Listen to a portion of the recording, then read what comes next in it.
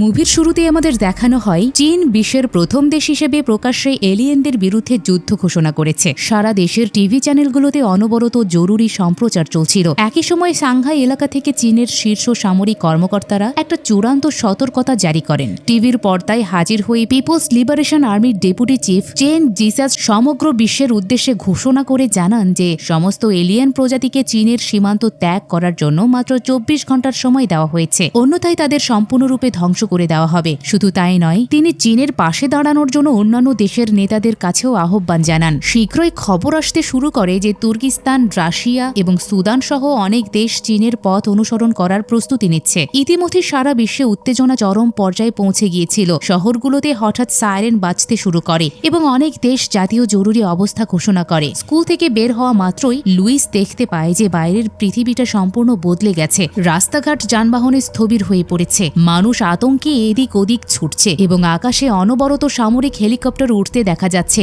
বাড়ি ফেরার পথে সে গাড়ির রেডিও চালু করে, যেখানে উপস্থাপক ক্রমাগত এই রহস্যময় ঘটনার তথ্য দিচ্ছিলেন। এখানে আমরা জানতে পারি বিশাল ঝিনুকের আকৃতির 12টি অজ্ঞাত উড়ন্ত যান হঠাৎ করে বিশ্বের 12টি ভিন্ন দেশে অবতরণ করেছে। এই উড়ন্ত যানগুলোর নকশা কোনো সাধারণ কল্পনা থেকে তৈরি হয়নি। চলচ্চিত্রে এগুলো নির্মাণ করা হয়েছিল সমুদ্রের গভীরে বসবাসকারী নটিলাস নামের প্রাণীর সর্পিল আকৃতি থেকে অনুপ্রাণিত হয়ে। পরিচালক বিশ্বাস করতেন যে প্রকৃতির এই সুষম রহস্যময় গঠনটি একটা উন্নত এলিয়েন সভ্যতার জন্য নিখুঁত প্রতীক। পৃথিবীতে এলিয়েন জাহাজের আগমন সারা বিশ্বে আতঙ্ক ছড়িয়ে দেয়। কিছু মানুষ ভেবেছিল এলিয়েনরা পৃথিবীতে আক্রমণ করতে এসেছে। এবার কেউ কেউ বিশ্বাস করত যে হয়তো তারা শান্তিপূর্ণ যোগাযোগের জন্য এসেছে। সামরিক বিজ্ঞানীরা উড়ন্ত যানের ভেতর থেকে আসা অদ্ভুত সংকেত শনাক্ত করেছিলেন, কিন্তু কেউই সেই বার্তাগুলোর অর্থ বুঝতে পারছিলেন না। বাস্তব জগতের মানবজাতি যখন প্রথম মহাকাশ থেকে একটা রহস্যময় সংকেত পেয়েছিল, তখন সারা বিশ্বে ঠিক এই রকমই বিতর্ক ও ভয়ের পরিবেশ তৈরি হয়েছিল। চলচ্চিত্রের এই দৃশ্যটি সেই বাস্তব ঘটনাকে সম্মান জানায়। এলিয়েন জাহাজগুলো অবতরণের প্রায় 8 ঘন্টা পর আমেরিকার পরিস্থিতি আরো খারাপ হয়ে যায়। সত্যটা না জেনেই মানুষ রাস্তায় নেমে সরকারের বিরুদ্ধে প্রতিবাদ করতে শুরু করে। কিন্তু আসল সংকট তো মাত্র শুরু হয়েছিল। পরের বেশ কয়েকদিন লুইস বাড়িতেই থাকে এবং অনবরত বিশ্বের খবর দেখতে থাকে। প্রতিটি চ্যানেল কেবল এলিয়েন এবং সেই রহস্যময় জাহাজগুলোর কথাই বলছিল। ইতিমধ্যে হঠাৎ কয়েকজন মানুষ তার বাড়িতে প্রবেশ করে। তাদের সবার সামনে ছিল একজন টাক মাথার লোক, যে সেনাবাহিনীর প্রতিনিধিত্ব করছিল।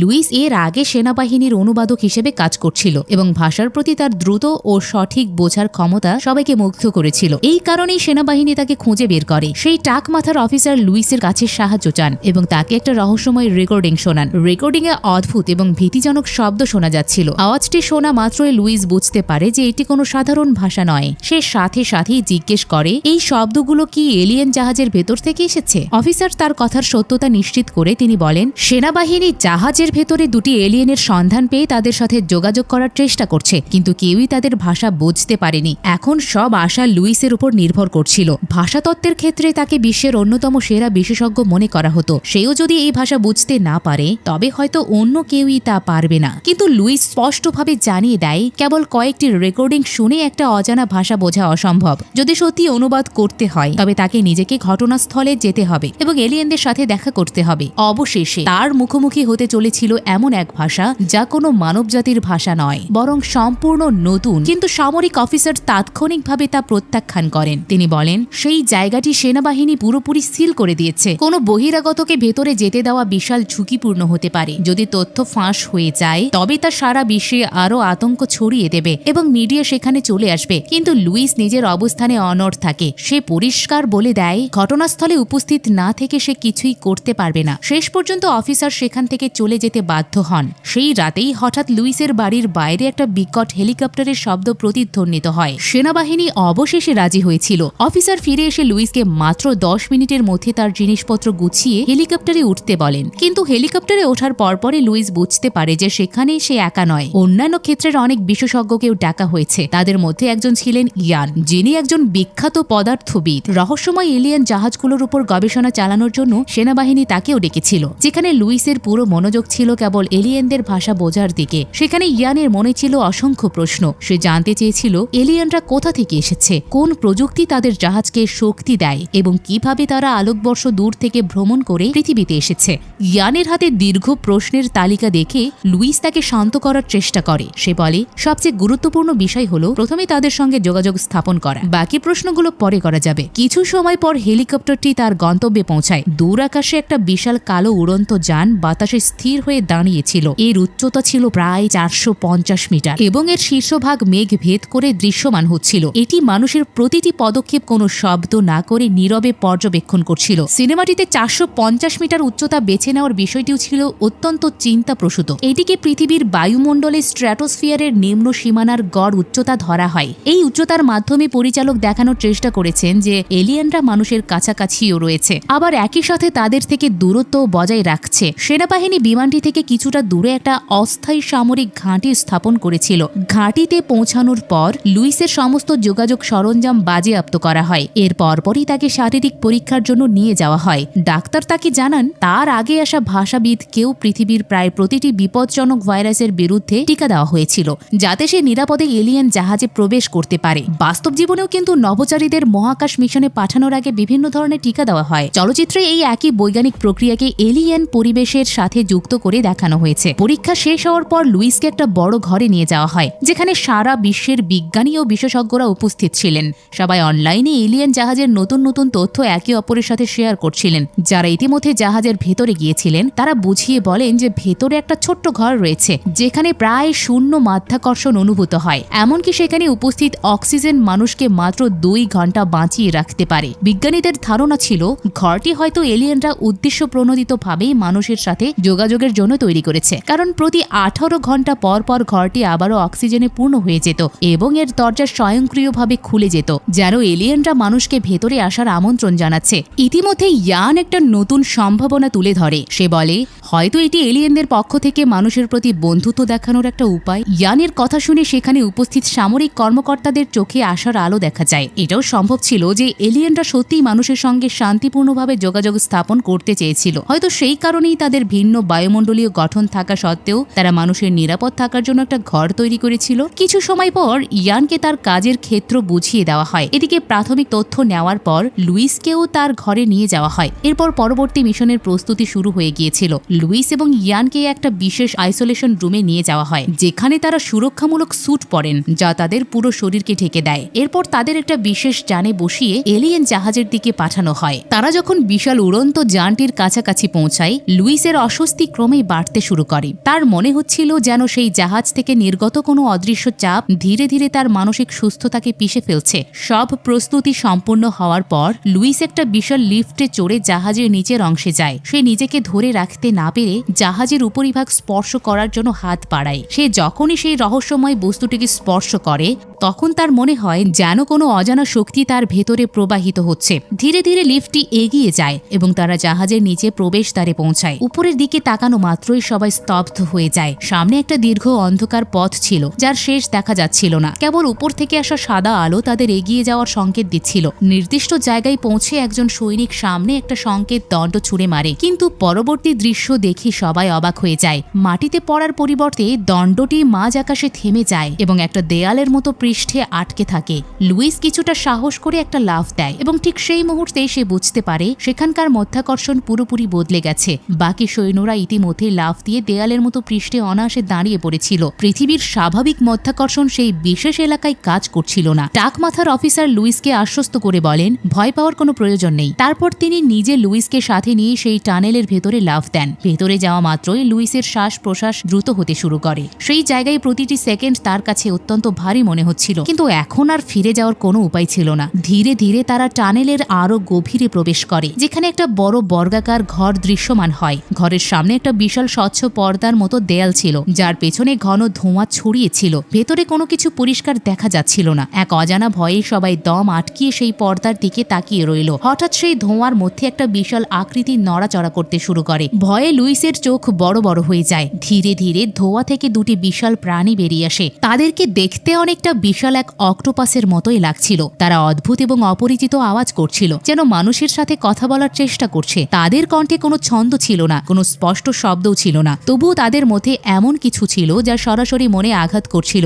এক মুহূর্তের জন্য লুইসের মনে হলো সে যেন অন্য কোনো জগতে প্রবেশ করেছে। সে নিজে কোথায় দাঁড়িয়ে আছে তা বুঝতে পারছিল না। এই এলিয়েন প্রাণীদের অফিসিয়াল নাম দেওয়া হয়েছিল হেপ্টা হেপ্টাপড, যার অর্থ 7টি পাওয়ালা প্রাণী। এর নকশায় অক্টোপাসের নমনীয় বাহুর সাথে মাকড়সার বহু পায়ের গঠনকে একত্রিত করা হয়েছিল। চলচ্চিত্রের জীববিজ্ঞান বিষয়ক উপদেষ্টারা প্রথমে এর শরীরে উজ্জ্বল অঙ্গ যুক্ত করার পরামর্শ দিয়েছিলেন, কিন্তু রহস্য বজায় রাখার জন্য পরিচালক সেই ধারণাটি বাদ দেন। কিছু সময় পর প্রথম যোগাযোগের মিশন শেষ হয়। ঘাঁটিতে ফিরে আসার পর লুইস এবং ইয়ান দুজনকেই এমন দেখাচ্ছিল যেন তারা মৃত্যুর মুখ থেকে ফিরে এসেছে। টাক মাথার অফিসার তাদের পরিষ্কার আদেশ দেন দুপুর 2টার মধ্যে তাদের একটা সিদ্ধান্তে পৌঁছাতে হবে। লুইস কোনো সময় নষ্ট করেনি, সে সোজা তার কাজের জায়গায় চলে যায়। হেডফোন কানে লাগিয়ে সে বারবার হেপ্টাপডদের শব্দগুলো শুনতে শুরু করে। সে সেই শব্দগুলোর মধ্যে কোনো প্যাটার্ন বা সংকেত খুঁজে পাওয়ার চেষ্টা করছিল। ইতিমধ্যে বাইরের পৃথিবীর পরিস্থিতি ক্রমাগত খারাপ হচ্ছে। দাঙ্গা, বিক্ষোভ এবং সহিংসতা বাড়ছে। শেষ পর্যন্ত প্রেসিডেন্টকে সারা দেশে বাধ্যতামূলক জরুরি অবস্থা ঘোষণা করতে হয়, কিন্তু এতেও মানুষের ভয় কমেনি। অজানা বিষয়ের প্রতি মানুষের ভয় এখন কৌতূহলকে ছাড়িয়ে গিয়েছিল। অনেক উগ্রপন্থী সংগঠন ও গোষ্ঠী এই ভয়ের সুযোগ নিয়ে মানুষকে উস্কানি দিতে শুরু করে। তারা এলিয়েনদের বিরুদ্ধে যুদ্ধ ঘোষণার দাবি জানাচ্ছিল। এখন পুরো বিশ্বের আশা কেবল লুইসের ওপর টিকে ছিল। সবাই চাচ্ছিল সে যত তাড়াতাড়ি সম্ভব এলিয়েনদের ভাষা বুঝুক এবং খুঁজে বের করুক তারা কেন পৃথিবীতে এসেছে। কিন্তু দ্বিতীয়বার জাহাজের ভেতরে যাওয়ার আগে পর্যন্ত লুইস কোনো বড় সাফল্য পায়নি। দ্বিতীয় মিশনের আগে তার হাত ভয়াবহভাবে কাঁপছিল। তার নার্ভাসনেস এখন স্পষ্ট দেখা যাচ্ছিল। ইয়ান লক্ষ্য করে যে এবার লুইস কিছু ভিন্ন জিনিসপত্র নিয়ে এসেছে। সে জিজ্ঞেস করে সে আসলে কি করতে যাচ্ছে। লুইস উত্তর দেয়, যদি তারা এলিয়েনদের কথা বুঝতে না পারে তবে হয়তো লিখিত ভাষার মাধ্যমে যোগাযোগ করাটা ভালো হবে। সে নিশ্চিত ছিল যে হেপ্টাপডদের নিশ্চয়ই কোনো না কোনো লিখিত প্রকাশভঙ্গি আছে। সে বলে, চেষ্টা করে দেখতে ক্ষতি কি। এবার জাহাজের ভেতরে যাওয়া মাত্রই লুইস বোর্ডে হিউম্যান শব্দটি লিখে এবং তারপর নিজের দিকে ইশারা করে। হেপ্টাপডরা তার নড়াচড়া মনোযোগ দিয়ে লক্ষ্য করে। তারপর প্রথমবারের মতো তারা মানুষের ভাষার সরাসরি প্রতিক্রিয়া জানায়। এটি ছিল একটা বিশাল সাফল্য। এটা স্পষ্ট ছিল যে তারা মানুষের কণ্ঠস্বর বুঝতে না পারলেও মানুষের আচরণ এবং প্রতীকগুলো বুঝতে পারছিল। লুইস উত্তেজনায় ভরে ওঠে। তার চোখের সামনে একে একে অদ্ভুত বৃত্তাকার প্রতীক দেখা দিতে শুরু করে। এলিয়েনরা বাতাসের মধ্যে কালের মতো ধোঁয়া দিয়ে তাদের শব্দ তৈরি করছিল। সেই মুহূর্তে লুইস বুঝতে পারে যে সে সঠিক পথেই আছে। যদি মানুষের ভাষা এবং এলিয়েনের প্রতীকের মধ্যে একটা সংযোগ তৈরি হয়ে যায় তবে একদিন দুই সভ্যতা কোনো বাধা ছাড়াই একে অপরের সাথে যোগাযোগ করতে পারবে।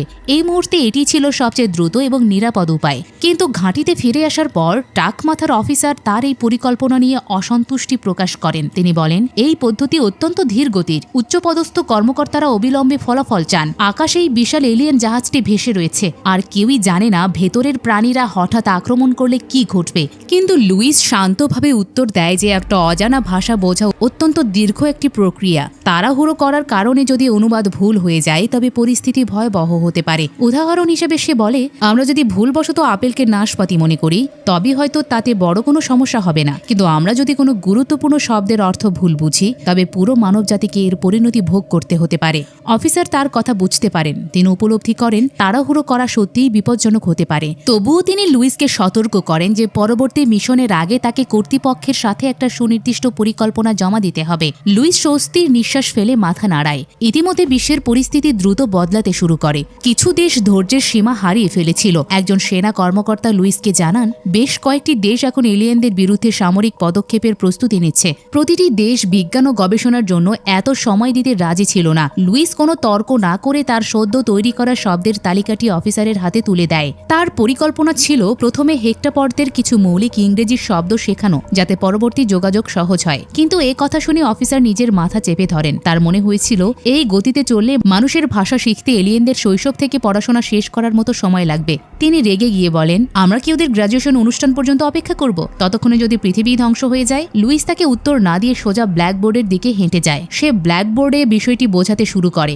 সেনাবাহিনীর মূল উদ্দেশ্য হল হেক্টাপডদের প্রকৃত উদ্দেশ্য অনুধাবন করা, আর মানুষ যদি সত্যিই তাদের প্রশ্নের উত্তর চায় তবে সবার আগে এটা জরুরি যে এলিয়েনরা আমাদের শব্দের আসল অর্থ বুঝুক। লুইস ব্যাখ্যা করে যে কোনো কথোপকথন শুরু হওয়ার জন্য উভয় পক্ষের মধ্যে একটা পর্যাপ্ত যৌথ শব্দ ভাণ্ডার থাকা অত্যন্ত গুরুত্বপূর্ণ। কেবল অনুমানের উপর ভিত্তি করে কোনো অর্থপূর্ণ সংলাপ সম্ভব নয়। টাকমাথা অফিসারটি তার কথা পুরোপুরি বুঝতে না পারলেও তিনি অনুধাবন করেন এই মুহূর্তে লুইসই তাদের সবচেয়ে বড় ভরসা। শেষ পর্যন্ত তিনি বিশেষজ্ঞদের তাদের কাজ করতে দেওয়ায় শ্রেয় মনে করেন। তাছাড়া এই মুহূর্তে তার কাছে অন্য কোনো উপায়ও ছিল না। তবে তিনি লুইসকে সতর্ক করে দেন যাতে সে তার পরিকল্পনার চেয়ে বেশি শব্দ অন্তর্ভুক্ত না করে। লুইস রাজি হয়। এরপর তৃতীয় যোগাযোগ মিশনের প্রস্তুতি শুরু হয়। এবার জাহাজের ভেতর পৌঁছানোর পর লুইস বোর্ডে নিজের নাম লিখে, কিন্তু হেক্টাপডরা তার কথা বুঝতে পারছিল না। হয়তো তাদের কাছে সব মানুষকেই একই রকম লাগছিল, কারণ সবাই একই রকম কমলা রঙের সুরক্ষামূলক স্যুট পরেছিল। এলিয়েনরা শনাক্ত করতে পারছিল না তাদের মধ্যে কে লুইস। ইতিমধ্যে লুইসের চোখ পড়ে কাছাকাছি একটা ছোট পাখির ওপর, যা অনবরত ডানা ঝাপটাচ্ছিল। জাহাজের ভেতরের বাতাস পরীক্ষা করার জন্য সেনাবাহিনী এই পাখিটি ব্যবহার করছিল। বায়ুমণ্ডল বিষাক্ত হলে সেই পাখিটি আগে মারা যেত, কিন্তু এখন পর্যন্ত সেটি সম্পূর্ণ নিরাপদ ছিল। এর অর্থ হলো ওখানকার বাতাস অন্তত পৃথিবীর প্রাণীদের জন্য প্রাণঘাতী ছিল না। বাস্তব জগতেও প্রাচীনকালে খনির ভেতরে বিষাক্ত গ্যাস শনাক্ত করতে পাখিদেরকে ব্যবহার করা হতো। চলচ্চিত্রে এলিয়েন পরিবেশের সাথে সেই একই পুরনো নিরাপত্তা ব্যবস্থা যুক্ত করে দেখানো হয়েছে, যেন মানুষ যখন অজানার মুখোমুখি হয় তখনও সে তার সবচেয়ে আদিম বেঁচে থাকার জ্ঞানের উপরই নির্ভর করে। লুইস বুঝতে পারে যে সে যদি হেক্টাপডদের কাছে নিজের নাম সঠিকভাবে ব্যাখ্যা করতে চায় তবে তাকে কিছু ভিন্ন করতে হবে। হঠাৎ সে অত্যন্ত সাহসী এক সিদ্ধান্ত নেয়। তার আচরণ দেখে সেনাবাহিনী অবিলম্বে তাকে থামাতে চেয়েছিল, কিন্তু ততক্ষণে অনেক দেরি হয়ে গেছে। টাকমাথার অফিসার তার সৈন্যদের শান্ত থাকার নির্দেশ দেন। তিনি বলেন কেউ যেন কোনো তাড়াহুড়ো না করে। এখন সবার চোখ ছিল কেবল লুইসের ওপর, যে তার পরবর্তী পদক্ষেপ নিতে যাচ্ছিল। লুইস ধীরে ধীরে সেই পর্দার কাছাকাছি যায়। কয়েক মুহূর্তের জন্য সে সামনে দাঁড়িয়ে থাকা বিশাল এলিয়েন প্রাণীটির দিকে তাকায়, তারপর সাহস জুগিয়ে পর্দার উপর নিজের হাত রাখে। এটাই ছিল প্রথমবারের মতো কোনো মানুষের এলিয়েনের প্রতি সরাসরি বন্ধুত্ব প্রকাশ করা। কয়েক সেকেন্ডের নীরবতার পর সামনের হেক্টাপডটিও তার বিশাল উপাঙ্গটি বাড়িয়ে পর্দার অপর পাশে ঠিক একই জায়গায় রাখে। সেই মুহূর্তে ঘরের সবাই দম আটকে দাঁড়িয়েছিল। এটি ছিল অত্যন্ত গুরুত্বপূর্ণ একটি সূচনা। অন্তত এখন সেনাবাহিনীরা এটা নিশ্চিত হয়েছিল যে হেক্টাপডরা আপাতত মানুষের প্রতি শত্রুতামূলক মনোভাবাপন্ন নয়। ইয়ান যখন দেখে লুইসের পদ্ধতি কাজ করছে তখন সেও তার সুরক্ষামূলক স্যুট খুলে বোর্ডে নিজের নাম লেখে। এবার হেক্টাপডরা বুঝতে পারে যে মানুষ নিজেদের পরিচয় দেওয়ার চেষ্টা করছে। তখন উভয় এলিয়েন তাদের বাহু তোলে আর পর্দায় দুটি ভিন্ন বৃত্তাকার প্রতীক এঁকে দেয়। ওগুলোই ছিল তাদের নাম। নিজেদের পরিচয় দেওয়ার পর দুই হেক্টাপড ধীরে ধীরে ধোঁয়ার মধ্যে অদৃশ্য হয়ে যায়। এর মাধ্যমেই তৃতীয় যোগাযোগ মিশন শেষ হয়। কিন্তু এই মিশনের পর লুইসের সাথে অদ্ভুত কিছু ঘটতে শুরু করে। ঘাঁটিতে ফেরার সময় হঠাৎ তার চোখের সামনে একটা ছোট্ট মেয়ের ঝলক ভেসে ওঠে। লুইস তাকে চিনতে পারছিল না, তবুও তার মুখটি অত্যন্ত চেনা লাগছিল। মনে হচ্ছিল যেন সেই মেয়েটি তার সাথে গভীরভাবে যুক্ত। দৃশ্যটি এত বাস্তব ছিল যে লুইস নিজেই নার্ভাস হয়ে পড়ে। সে বুঝতে পারছিল না কেন হঠাৎ এই বিভ্রমের সৃষ্টি হচ্ছে। যেহেতু লুইস এবং ইয়ান দুজনেই জাহাজের ভেতরে তাদের সুরক্ষামূলক স্যুট খুলে ফেলেছিল, তাই ডাক্তাররা তাকে আলাদা মেডিকেল পরীক্ষার জন্য ডাকেন। সামরিক বাহিনীরা ভয় পাচ্ছিল যে তারা হয়তো কোনো রেডিয়েশন, ভাইরাস বা এলিয়েন ইনফেকশনের সংস্পর্শে এসেছে। কিছুক্ষণ পর রিপোর্ট আসে। দেখা যায় তারা দুজনেই সম্পূর্ণ সুস্থ। তাদের শরীরে কোনো রোগ বা রেডিয়েশনের লক্ষণ ছিল না। বর্তমান পরিস্থিতিতে এটি ছিল সবচেয়ে বড় স্বস্তি। অফিসে ফিরে লুইস আবার এলিয়েন প্রতীকগুলো নিয়ে পড়াশোনা শুরু করে, কিন্তু সে যত বেশি তাদের ভাষা বোঝার চেষ্টা করছিল সেই রহস্যময় মেয়ের স্মৃতি তত বেশি তার মনে ভেসে আসছিল। এখন লুইসের পক্ষে বাস্তবতা এবং বিভ্রমের মধ্যে পার্থক্য করা কঠিন হয়ে পড়েছিল। সে বুঝতে পারছিল না তার মানসিক ভারসাম্য নষ্ট হচ্ছে নাকি এর পেছনে অন্য কোনো কারণ রয়েছে। কিছুক্ষণ পর বিজ্ঞানীরা এলিয়েন জাহাজ সম্পর্কে এ পর্যন্ত প্রাপ্ত তথ্যের একটা বিশ্লেষণ প্রস্তুত করেন। প্রথমত, এটি নিশ্চিত হওয়া গেছে যে জাহাজগুলো থেকে কোনো ক্ষতিকর বিকিরণ নির্গত হচ্ছে না। অন্যদিকে সবচেয়ে গুরুত্বপূর্ণ আবিষ্কারটি করেছিল লুইস। দিন রাত পড়াশোনা করার পর সে আবিষ্কার করে যে হেক্টাপডদের কথা বলা এবং তাদের লিখিত ভাষার মধ্যে কোনো সরাসরি সংযোগ নেই। তাদের প্রতীকগুলো কোনো উচ্চারণের তথ্য ছিল না, সেগুলো কেবল অর্থ প্রকাশ করত। অর্থাৎ তাদের তৈরি বৃত্তাকার প্রতীকটি কেবল একটা শব্দ নয়, বরং একটা পুরো বাক্য বা সম্পূর্ণ একটা ভাব প্রকাশ করত। এই ধরনের লিখন পদ্ধতিকে বলা হয় নন লিনিয়ার অর্থোগ্রাফি। সহজভাবে বলতে গেলে তাদের ভাষার শুরু ও শেষ বলে আলাদা কিছুই ছিল না। শুরুই ছিল শেষ আর শেষই ছিল শুরু, ঠিক যেন কোনো প্রাণী নিজের লেজ নিজেই গেলে খাচ্ছে। হেক্টাপডদের এই অনন্য ভাষা ডিজাইনের সময় চলচ্চিত্র নির্মাতারা চেন আর ক্যালিগ্রাফির কার্সিভ শৈলী এবং গণিতের মোবিয়াস স্ট্রিপ থেকে অনুপ্রেরণা নিয়েছিলেন। পরিচালক চেয়েছিলেন দর্শকরা যেন কেবল তাদের লেখা দেখেই সময়ের অনন্ত এবং চক্রাকার রূপটি অনুভব করতে পারে। প্রকৃতপক্ষে হেক্টাপডদের পুরো সভ্যতাটি এই ধারণার উপর ভিত্তি করে গড়ে উঠেছিল। তাদের শরীর কিংবা তাদের জাহাজ স্পষ্টভাবে সামনে বা পেছনের কোনো পার্থক্য ছিল না, তবুও তারা নিখুঁতভাবে ভারসাম্যপূর্ণ ও শান্ত ছিল এবং অত্যন্ত জটিল ধারণা মাত্র 2 সেকেন্ডে প্রকাশ করতে পারত, যেখানে মানুষের তাদের উত্তর দিতে সপ্তাহ বা মাস লেগে যেত। ধীরে ধীরে এই কাজটি লুইস এবং ইয়ান দুজনের মনের মধ্যেই ভারী হয়ে উঠতে শুরু করে। তাদের মস্তিষ্ক সব সময় উচ্চ গতিতে কাজ করছিল এবং তারা এক মুহূর্তের জন্য মানসিক শান্তি পাচ্ছিল না। ইতিমধ্যে বাইরের পৃথিবীর পরিস্থিতি আরো খারাপের দিকে যাচ্ছিল।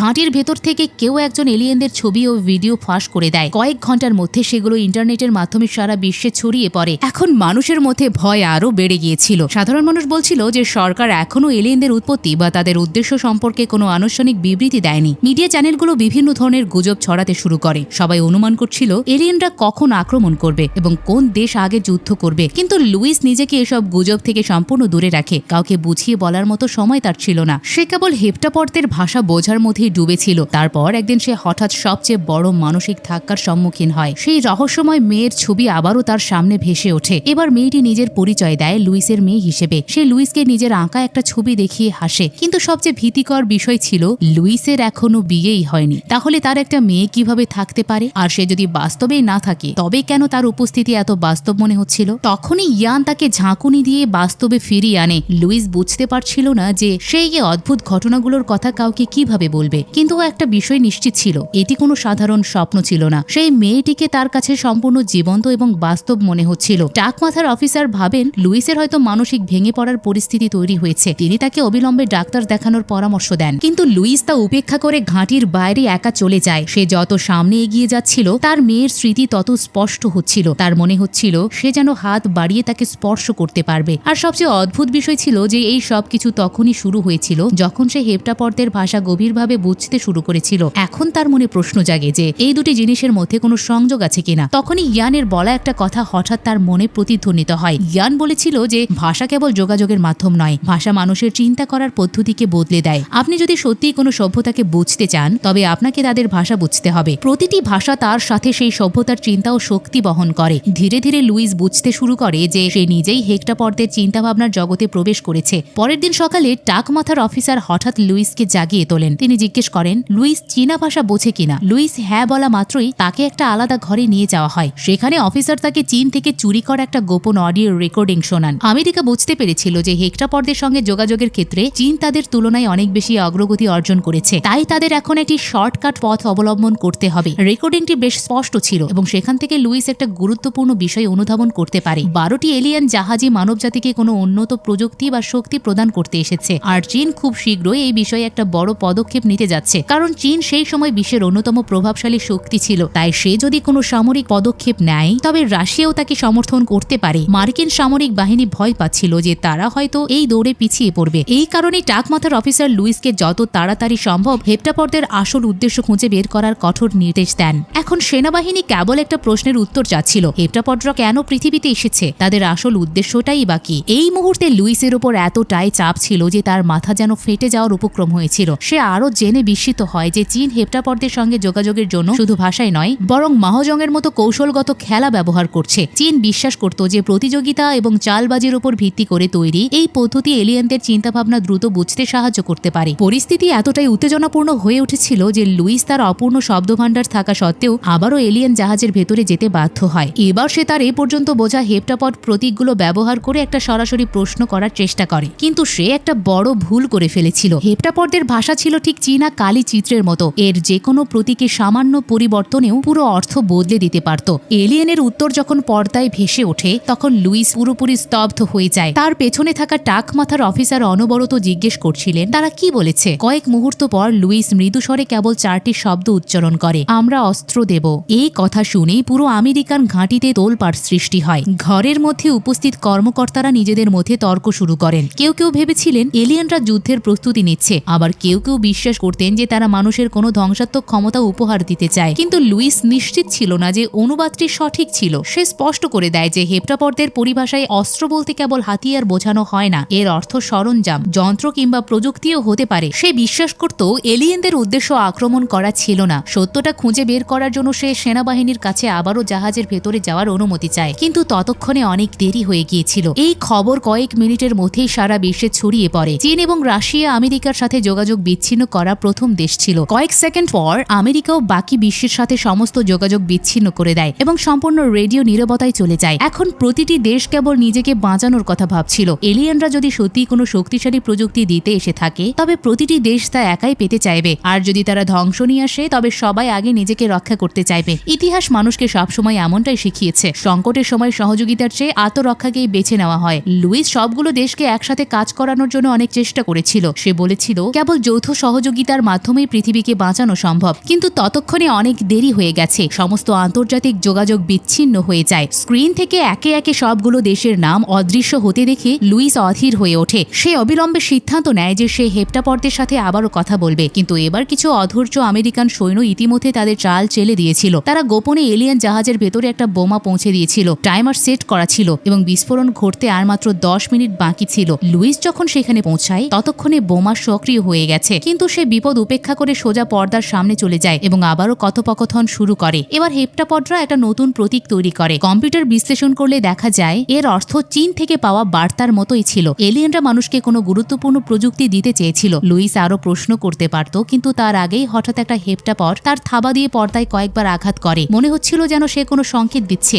লুইস পুরোপুরি বুঝতে পারেনি, তবুও সে ধীরে ধীরে পর্দার আরো কাছে এগিয়ে যায়। সে কাছাকাছি পৌঁছালে হেপ্টাপডটি পর্দার উপরে তার থাবা রাখে। লুইসও তার হাত বাড়িয়ে দেয়। হঠাৎ চারিপাশে একটা কালো কালির মতো কুয়াশা ছড়াতে শুরু করে। ঠিক সেই মুহূর্তে লুইসের মনে হয় যেন তার আত্মা অন্য এক জগতে টেনে নেওয়া হচ্ছে। সে আবার সেই ছোট মেয়েটিকে দেখতে শুরু করে। কয়েক মুহূর্তের মধ্যে লুইস এবং হেপ্টাপডরা মিলে একটা নতুন প্রতীক তৈরি করে, কিন্তু সে এর অর্থ বুঝতে পারছিল না। তার সামনের হেপ্টাপডটি হঠাৎ পিছিয়ে যায় এবং একসাথে অসংখ্য প্রতীক তৈরি করতে শুরু করে। পুরো পর্দা অদ্ভুত বৃত্তাকার প্রতীকে ভরে যায়। ঠিক সেই মুহূর্তে বোমার টাইমার শূন্যে পৌঁছায় এবং একটা বিকট বিস্ফোরণ ঘটে। লুইস যখন জ্ঞান ফিরে পায় তখন সে ঘাঁটির মেডিকেল এলাকায় শুয়েছিল। ডাক্তার তাকে জানান যে কিছু আমেরিকান সৈন্য অনুমতি ছাড়াই জাহাজের ভেতর বোমা রেখেছিল।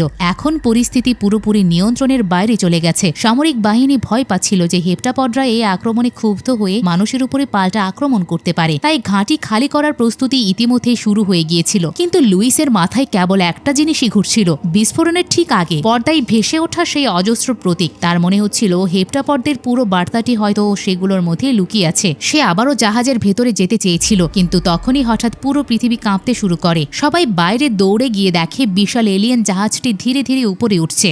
এক মুহূর্তের জন্য মনে হয়েছিল হয়তো তারা পৃথিবী ছেড়ে চলে যাচ্ছে, কিন্তু কিছু উচ্চতায় পৌঁছানোর পর জাহাজটি আবারও থেমে যায়। মনে হচ্ছিল তারা মানুষের থেকে দূরত্ব বজায় রেখে নিজেদের রক্ষা করছে, যাতে তাদের উপর আবার আক্রমণ না হয়। এই ঘটনার পর সারা বিশ্বে উত্তেজনা বিস্ফোরক পর্যায়ে পৌঁছে যায়। প্রথমে চীন প্রকাশ্যে যুদ্ধের হুঁশিয়ারি দেয়। তাদের বার্তা পরিষ্কার ছিল, চীনের সীমান্তে যে কোনো ধরনের হুমকি সহ্য করা হবে না, তা সে এলিয়েনই হোক না কেন। চীনের এই অবস্থানের পর অন্যান্য অনেক দেশও সামরিক প্রস্তুতি শুরু করে। প্রতিটি জাতি এখন তার জনগণ এবং সীমান্ত রক্ষায় অস্ত্র তুলে নিতে প্রস্তুত ছিল। কেবল আমেরিকা অবিলম্বে যুদ্ধ ঘোষণা করেনি, হয়তো তারা নিজেদের সৈন্যদের করা আক্রমণের কারণে অপরাধবোধে ভুগছিল। ইতিমধ্যে লুইস হেপ্টাপডদের রেখে যাওয়া প্রতীকগুলো নিয়ে গবেষণা চালিয়ে যেতে থাকে। সে যতই সেগুলো বুঝতে শুরু করেছিল, তার রহস্যময় দর্শনগুলো ততই বাস্তব বলে মনে হতে থাকে। এখন সেই মেয়েটিকে কেবল একটা বিভ্রম মনে হচ্ছিল না, মনে হচ্ছিল সে তাকে কোনো বৃহত্তর সত্যের দিকে নিয়ে যাওয়ার চেষ্টা করছে। সেই স্মৃতিগুলো ব্যবহার করে লুইস প্রতীকগুলোর অর্থ বুঝতে শুরু করে। তখনই হঠাৎ ইয়ান তার দিকে ছুটে আসে। তার গবেষণা একটা বিশাল সাফল্য পেয়েছিল। সে হেপ্টাপডদের শেষ বার্তার আসল অর্থ উন্মোচন করে।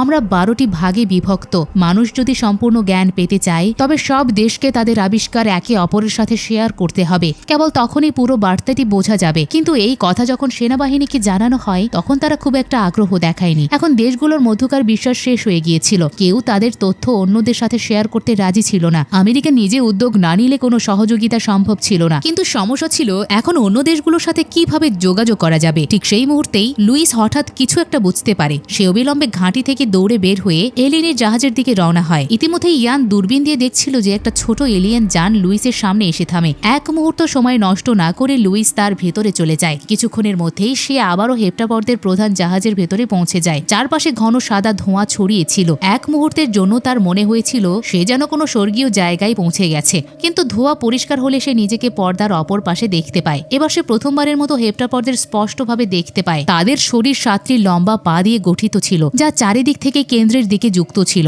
এবং মাঝখানে একটা নলাকার গঠন ঝুলছিল। তাদের দেখতে বিশাল রহস্যময় এবং প্রায় অলৌকিক লাগছিল। তখনই একটা হেপ্টাপড লুইসের দিকে তাকিয়ে বলে তার সঙ্গী এখন মৃত, কিন্তু তা সত্ত্বেও তারা মানুষকে ঘৃণা করে না। সে জানায় তারা কোনো যুদ্ধের জন্য পৃথিবীতে আসেনি। প্রকৃতপক্ষে 3000 বছর পর তাদের প্রজাতি একটা ভয়াবহ সংকটের মুখোমুখি হবে এবং সেই সময় কেবল মানুষই তাদের সাহায্য করতে পারবে। লুইস অবিলম্বে তাদের কথার মধ্যে লুকিয়ে থাকা সবচেয়ে গুরুত্বপূর্ণ সূত্রটি ধরে ফেলে। সে জিজ্ঞেস করে, তোমরা কিভাবে জানো 3000 বছর পর কি হবে? হেপ্টাপড শান্তভাবে উত্তর দেয়, কারণ তোমরা ভবিষ্যৎ দেখতে পাও, ওটাই তোমাদের অস্ত্র। এ কথা শুনে লুইস যেন আবারও সেই রহস্যময় দৃশ্যগুলোর মধ্যে ফিরে যায়। আবারও সেই ছোট মেয়েটি, আবার সেই চেনা মুহূর্তগুলো। আর শেষ পর্যন্ত সে পুরো সত্যটি উপলব্ধি করতে পারে। সেই মেয়েটি কোনো বিভ্রম ছিল না, সে ছিল ভবিষ্যৎ থেকে আসা তার নিজের মেয়ে। হেপ্টাপডদের ভাষার মধ্যে লুকিয়ে থাকা সবচেয়ে বড় শক্তি ছিল সময়কে নন লিনিয়ার বা অরৈখিকভাবে অনুধাবন করার ক্ষমতা। যে কেউ তাদের ভাষা সম্পূর্ণরূপে বুঝতে পারবে, সে সময়কে মানুষের মতো সরল রেখায় দেখবে না, বরং অতীত, বর্তমান এবং ভবিষ্যৎ একসাথে দেখতে পাবে। অনবরত তাদের ভাষা শেখার মাধ্যমে এই ক্ষমতাটি লুইসের মধ্যেও জাগ্রত হয়েছিল। এখন হেপ্টাপডরা চেয়েছিল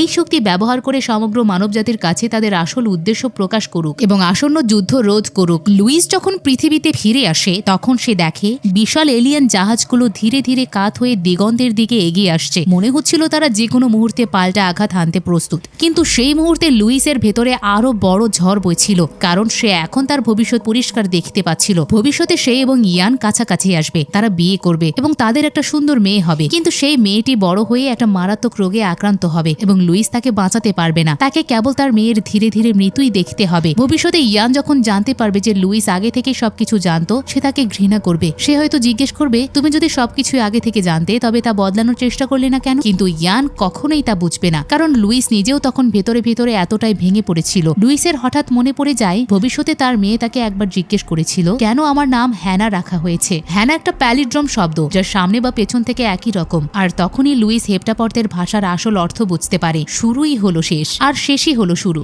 এটি ছিল তাদের নন লিনিয়ার সময়ের তত্ত্ব। সবকিছু পূর্ব নির্ধারিত ছিল, সময় কোনো সোজা লাইন ছিল না। সে যত চেষ্টাই করুক না কেন, লুইস সেই ঘটনাগুলোকে পরিবর্তন করতে পারত না। সে কেবল সেগুলো বাঁচতে পারত। কিন্তু এখন সে সিদ্ধান্ত নিয়েছিল, সে যদি নিজের জীবনের ট্র্যাজেডি পরিবর্তন করতে নাও পারে, তবে সে অন্তত বিশ্বকে বাঁচানোর চেষ্টা করবে। সে তার ভবিষ্যতের স্মৃতিতে উত্তর খুঁজতে শুরু করে। ধীরে ধীরে হেপ্টাপডদের পুরো ভাষা তার মনে পরিষ্কার হয়ে যায়। যে প্রতীকগুলো একসময় এলোমেলো মনে হতো, এখন সেগুলোর একটা স্পষ্ট অর্থ তৈরি হয়। সে শেষবারের মতো সবকিছু থামানোর চেষ্টা করতে চেয়েছিল, কিন্তু তখনই টাকমাথার অফিসার ঘাঁটি খালি করার নির্দেশ দেয়। সেনাবাহিনী এখন পিছু হটার প্রস্তুতি নিচ্ছিল এবং লুইস সেখানে দাঁড়িয়ে বুঝতে পারছিল না সে কি করবে। তখনই ভবিষ্যৎ থেকে আরেকটি স্মৃতি তার মনে ভেসে ওঠে। সে দেখে ভবিষ্যতে সে চীনের নেতার সাথে দেখা করেছে। সেই বৈঠকে চীনের নেতা তাকে একটা ব্যক্তিগত ফোন নম্বর দিয়েছিল এবং বলেছিল এটি যেন সে কখনো না ভোলে। হঠাৎ লুইসের কাছে সবকিছু অর্থবহ মনে হয়। সে দ্রুত ঘাঁটিতে ফিরে আসে। এক সামরিক কর্মকর্তার ফোন চুরি করে সেই নম্বরে কল করে। কলটি সংযুক্ত হওয়া মাত্রই মার্কিন সামরিক বাহিনী সংকেতটি ধরে ফেলে। পুরো ক্যাম্প জুড়ে অবিলম্বে তল্লাশি শুরু হয়। লুইস জানতো তার কাছে খুবই কম সময় আছে।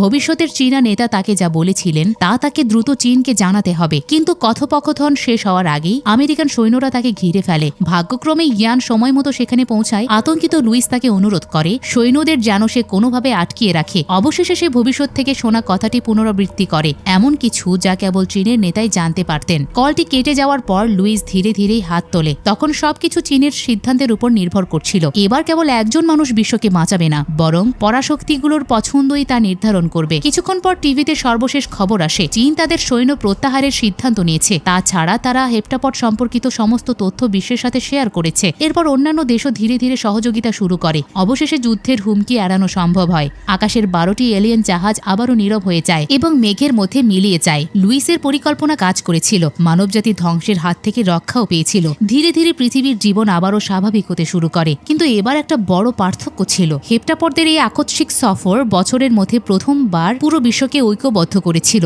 এখন লুইস তার ভবিষ্যতের প্রতিটি ঘটনা জানত। সে জানত সে কি পাবে, কি হারাবে। তবুও সে প্রতিটি মুহূর্তকে পুরোপুরি গ্রহণ করার সিদ্ধান্ত নেয়, কারণ সে বুঝতে পেরেছিল প্রতিটি দুঃখের পেছনে একটা সুন্দর স্মৃতি লুকিয়ে থাকে। অতীত অনবরত চলে যাচ্ছে, ভবিষ্যৎ অনবরত তৈরি হচ্ছে এবং মানবজাতি এই দুয়ের মাঝে দাঁড়িয়ে নিজের গল্প লিখছে। হয়তো সে সবকিছু পরিবর্তন করতে পারবে না, কিন্তু সে অন্তত তার সিদ্ধান্তের সাথে অনুশোচনা ছাড়া বেঁচে থাকার মতো যথেষ্ট কিছু করতে পারে। চলচ্চিত্রের একটা প্রাথমিক খসড়ায় হেপ্টাপডরা বিভিন্ন দেশকে বিভিন্ন উপহার দেওয়ার কথা ছিল। আমেরিকা পেত অত্যাধুনিক বিমান প্রযুক্তি, চীন পেত জীবন রক্ষাকারী বৈজ্ঞানিক আবিষ্কার এবং অন্যান্য দেশ পেত ভিন্ন ভিন্ন ক্ষমতা। এই কারণেই চীনারা প্রাথমিকভাবে বার্তাটি এমনভাবে বুঝেছিল যে 12টি জাহাজে মানবজাতিকে উন্নত প্রযুক্তি দিতে এসেছে। কিন্তু পরিচালক পরে এই ধারণাটি পরিবর্তন করেন, যাতে চলচ্চিত্রটি অন্য সাধারণ কল্পবিজ্ঞান চলচ্চিত্রের মতো মনে না হয়। শেষ পর্যন্ত হেপ্টাপডদের আসল অস্ত্রটি ছিল তাদের ভাষা। তারা এই শক্তি মানুষকে উপহার হিসেবে দিয়েছিল, যাতে তারা সময়কে অন্যভাবে বুঝতে পারে এবং জীবনের আনন্দ ও বেদনাকে মেনে নিতে শেখে।